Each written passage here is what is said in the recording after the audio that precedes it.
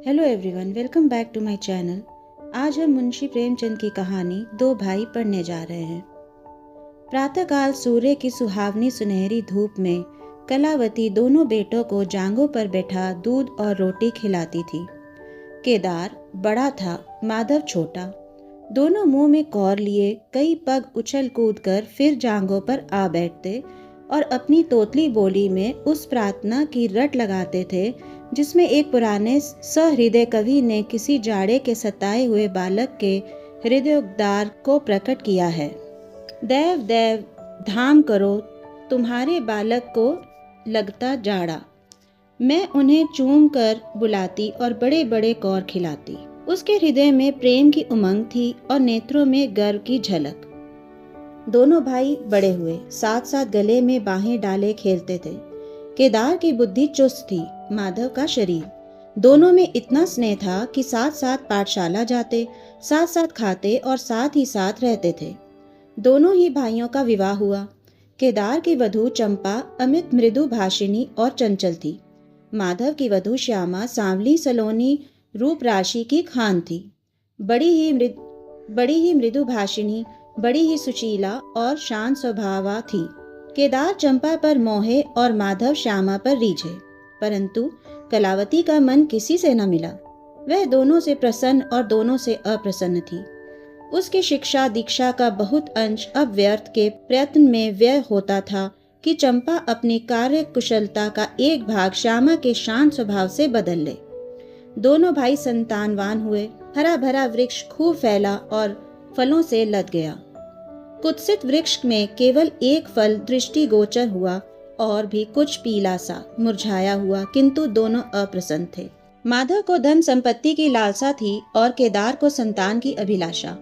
भाग्य की इस कूटनीति ने शनैः शनैः द्वेष का रूप धारण कर लिया, जो स्वाभाविक था। श्यामा अपने लड़के को संवारने सुधारने में लगी रहती, उसे सिर उठाने की फुर्सत नहीं मिलती थी।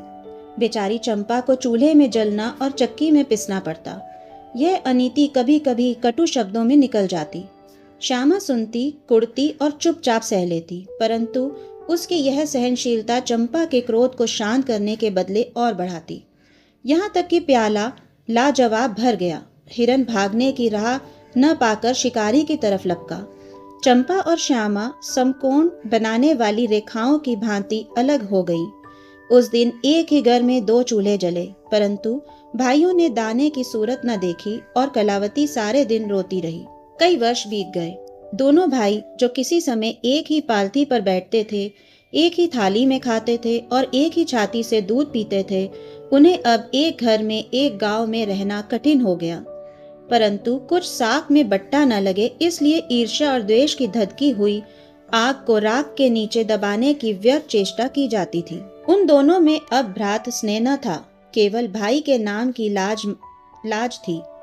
माँ भी जीवित थी, पर दोनों बेटों का वमनस्य देखकर आंसू बहाया करती। हृदय में प्रेम था, पर नेत्रों में अभिमान न था। कुसुम वही था, परंतु वह छटा न थी। दोनों भाई जब लड़के थे, तब एक को रोते देख दूसरा भी रोने लगता था। तब वह नादान, बेसमझ और भोले थे। आज एक को रोते हुए देख दूसरा हंसता और तालियां बजाता। अब वह समझदार और बुद्धिमान हो गए थे। जब उन्हें अपने पराये की पहचान न थी, उस समय यदि कोई छेड़ने के लिए एक को अपने साथ ले जाने की धमकी देता, तो दूसरा जमीन पर लौट जाता और उस आदमी का कुर्ता पकड़ लेता। अब यदि एक भाई को मृत्यु भी धमकाती, तो दूसरे के नेत्रों में आंसू न आते। अब उन्हें अपने पराये की पहचान हो गई थी। बेचारे माधव की दशा शोचनीय थी। खर्च अधिक था और आमदनी कम। उस पर कुल मर्यादा का निर्वाह। हृदय चाहे रोए पर होंठ हंसते रहे, हृदय चाहे मलिन हो पर कपड़े मैले न हो। 4 पुत्र थे, 4 पुत्रियां और आवश्यक वस्तुएं मोतियों के मोल। कुछ पाइयों की जमींदारी कहाँ तक संभालती। लड़कों का ब्याह अपने वश की बात थी, पर लड़कियों का विवाह कैसे टल सकता। 2 पाई जमीन पहली कन्या के विवाह में भेंट हो गई। उस पर भी बाराती बिना भात खाए आंगन से उठ गए। शेष दूसरी कन्या के विवाह में निकल गई। साल भर बाद तीसरी लड़की का विवाह हुआ। पेड़ पत्ते भी न बचे। हाँ, अब की डाल भरपूर थी, परंतु दरिद्रता और धरोहर में वही संबंध है जो मांस और कुत्ते में। इस कन्या का अभी गौना न हुआ था कि माधव पर 2 साल के बकाया लगान का वारंट आ पहुंचा। कन्या के गहने गिरोह बंधक रखे गए, गला छूटा। चंपा इसी समय की ताक में थी। तुरंत नए नातेदारों को सूचना दी, तुम लोग बेसुध बैठे हो, यहाँ गहनों का सफाया हुआ जाता है। दूसरे दिन एक नाई और 2 ब्राह्मण माधव के दरवाजे पर आकर बैठ गए। बेचारे के गले में फांसी पड़ गई। रुपए कहाँ से आवे? न जमीन, न जायदाद, न बाग, न बगीचा। रहा विश्वास, वह कभी का उठ चुका था। अब यदि कोई संपत्ति थी तो केवल वही 2 कोठरियां जिनमें उसने अपनी सारी आयु बिताई थी, और उनका कोई ग्राहक न था। विलंब से नाक कटी जाती थी। विवश होकर केदार के पास आया और आंखों में आंसू भरे बोला, भैया, इस समय मैं बड़े संकट में हूँ, मेरी सहायता करो। केदार ने उत्तर दिया, मद्धु, आजकल मैं भी तंग हो रहा हूँ, तुमसे सच कहता हूँ। चंपा अधिकार पूर्ण स्वर में बोली, अरे तो क्या इनके लिए भी तंग हो रहे हैं? अलग भोजन करने से क्या इज्जत अलग हो जाएगी? केदार ने स्त्री की ओर कनखियों से ताक कर कहा, नहीं नहीं, मेरा यह प्रयोजन नहीं था। हाथ तंग है तो क्या, कोई न कोई प्रबंध किया ही जाएगा। चंपा ने माधव से पूछा, 5 बीसी से कुछ ऊपर ही पर गहने रखे थे ना? माधव ने उत्तर दिया, हाँ, ब्याज सहित कोई 125 रुपए होते हैं। केदार रामायण पढ़ रहे थे, फिर पढ़ने लग गए। चंपा ने तत्व की बातचीत शुरू की। रुपया बहुत है, हमारे पास होता तो कोई बात न थी, परंतु हमें भी दूसरों से दिलाना पड़ेगा, और महाजन बिना कुछ लिखाए पढ़ाए रुपए देते नहीं। माधव ने सोचा, यदि मेरे पास कुछ लिखाने पढ़ाने को होता तो क्या और महाजन मर गए थे? तुम्हारे दरवाजे आता क्यों? जो कुछ जगह जायदाद है वह यही घर है। केदार और चंपा ने एक दूसरे को मन भेदी नयनों से देखा और मन ही मन कहा, क्या आज सचमुच जीवन की प्यारी अभिलाषाएं पूरी होंगी? परंतु हृदय से उमंग मुंह तक आते आते गंभीर रूप धारण कर गई। चंपा बड़ी गंभीरता से बोली, घर पर तो कोई महाजन कदाचित ही रुपए दे, शहर हो तो कुछ किराया ही आवे, पर गवई में तो कोई सेंत में रहने वाला भी नहीं, फिर साझे की चीज ठहरी। केदार डरे कि कहीं चंपा की कठोरता से खेल बिगड़ न जाए। बोले, एक महाजन से मेरी जान पहचान है, वह कदाचित कहने सुनने में आ जाए। चंपा ने गर्दन हिलाकर इस युक्ति की सराहना की और बोली, पर 2-4 बीसी से अधिक मिलना कठिन है। केदार ने जान पर खेलकर कहा, अरे बहुत दबाने पर 4 बीसी हो जाएंगे, और क्या? अब की चंपा ने तीव्र दृष्टि से केदार को देखा और अनमनी सी होकर बोली, महाजन ऐसे अंधे नहीं होते। माधव अपने भाई भावज के इस गुप्त रहस्य को कुछ कुछ समझता था। वह चकित था कि इन्हें इतनी बुद्धि कहाँ से मिल गई। बोला, और रुपए कहाँ से आवेंगे?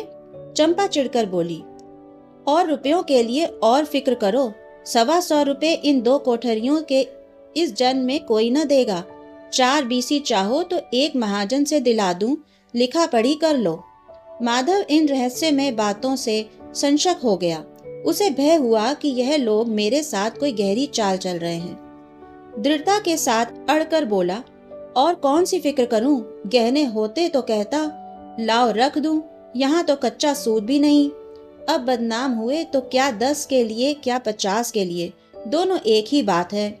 यदि घर बेचकर मेरा नाम रह जाए यहाँ तक तो स्वीकार है, परंतु घर भी बेचूं और उस पर भी प्रतिष्ठा धूल में मिले, ऐसा मैं न करूँगा। केवल नाम का ध्यान है, नहीं एक बार नहीं कर जाऊं तो मेरा कोई क्या करेगा। और सच पूछो तो मुझे अपने नाम की कोई चिंता नहीं है। मुझे कौन जानता है, संसार तो भैया पर हंसेगा। केदार का मुंह सूख गया। चंपा भी चकरा गई। वह बड़ी चतुर वाक्य निपुण रमणी थी। उसे माधव जैसे गंवार से ऐसी दृढ़ता की आशा न थी। उसकी ओर आदर से देखकर बोली, लालू, कभी कभी तुम भी लड़कों की सी बातें करते हो। भला इस झोपड़ी पर कौन 100 रुपए निकाल कर देगा? तुम 125 के बदले 100 ही दिलाओ। मैं आज ही अपना हिस्सा बेचती हूँ, उतना ही मेरा भी तो है। घर पर तो तुमको वही 4 बीसी मिलेंगे। हाँ, और रुपयों का प्रबंध हम आप कर देंगे। इज्जत हमारी तुम्हारी एक ही है, वह न जा पाएगी। वह रुपया अलग खाते में चढ़ा लिया जाएगा। माधव की इच्छाएं पूरी हुई। उसने मैदान मार लिया। सोचने लगा, मुझे तो रुपयों से काम है, चाहे 1 नहीं 10 खाते में चढ़ा लो। रहा मकान, वह जीते जी नहीं छोड़ने का। प्रसन्न होकर चला। उसके जाने के बाद केदार और चंपा ने कपट भेष त्याग कर दिया और बड़ी देर तक एक दूसरे के इस कड़े सौदे का दोषी सिद्ध करने की चेष्टा करते रहे। अंत में मन को इस तरह संतोष दिया कि भोजन बहुत मधुर नहीं, किंतु भर कटौती तो है। घर ही देखेंगे कि श्यामा रानी अब इस घर में कैसे राज करती हैं। केदार के दरवाजे पर 2 बैल खड़े हैं। इनमें किसी संग शक्ति, कितनी मित्रता और कितना प्रेम है। दोनों एक ही जुए में चलते हैं, बस इनमें इतना ही नाता है। किंतु अभी कुछ दिन हुए जब इनमें से एक चंपा के मैके मंगनी गया था तो दूसरे ने 3 दिन तक नाद में मुंह नहीं डाला। परंतु शोक, एक गोद के खेले भाई, एक छाती से दूध पीने वाले आज इतने बेगाने हो रहे हैं कि एक घर में रहना भी नहीं चाहते। प्रातःकाल था। केदार के द्वार पर गांव के मुखिया और नंबरदार विराजमान थे। मुंशी दाता दयाल अभिमान से चारपाई पर बैठे रहने का मसविदा तैयार करने में लगे थे। बार बार कलम बनाते और बार बार खत रखते, पर खत की शान न सुधरती थी। केदार का मुखरविंद विकसित था और चंपा फूली न समाती थी। माधव कुमलाया और म्लान था। मुखिया ने कहा, भाई ऐसा हित न भाई ऐसा शत्रु। केदार ने छोटे भाई की लाज रख ली। नंबरदार ने अनुमोदन किया। भाई, सपूतों का यही काम है। दाता दयाल ने पूछा, रेहन लिखने वाले का नाम? बड़े भाई बोले, माधव वल्द शिवदत्त। और लिखाने वाले का? केदार वल्द शिवदत्त। माधव ने बड़े भाई की ओर चकित होकर देखा। आंखें डबडबा आईं। केदार उसकी ओर देख न सका। नंबरदार, मुखिया और मुख्तार भी विस्मित हुए।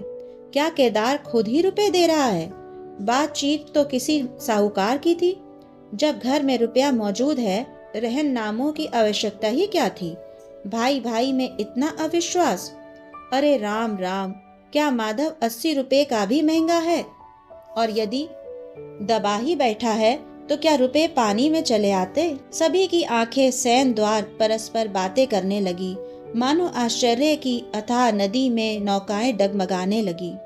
श्यामा दरवाजे की चौखट पर खड़ी थी। वह सदा केदार की प्रतिष्ठा करती थी, परंतु आज केवल लोक रीति ने उसे अब जेठ को आड़े हाथों लेने से रोका। बूढ़ी अम्मा ने सुना तो सूखी नदी उमड़ आई। उसने एक बार आकाश की ओर देखा और माथा ठोक लिया। अब उसे उस दिन का स्मरण हुआ जब ऐसा ही सुहावना सुनहरा प्रभाव था और 2 प्यारे प्यारे बच्चे उसकी गोद में बैठे हुए उछल कूद कर दूध रोटी खाते थे। उस समय माता ने नेत्रों में कितना अभिमान था, हृदय में कितनी उमंग और कितना उत्साह। परंतु आज नयनों में लज्जा है, हृदय में शोक संताप।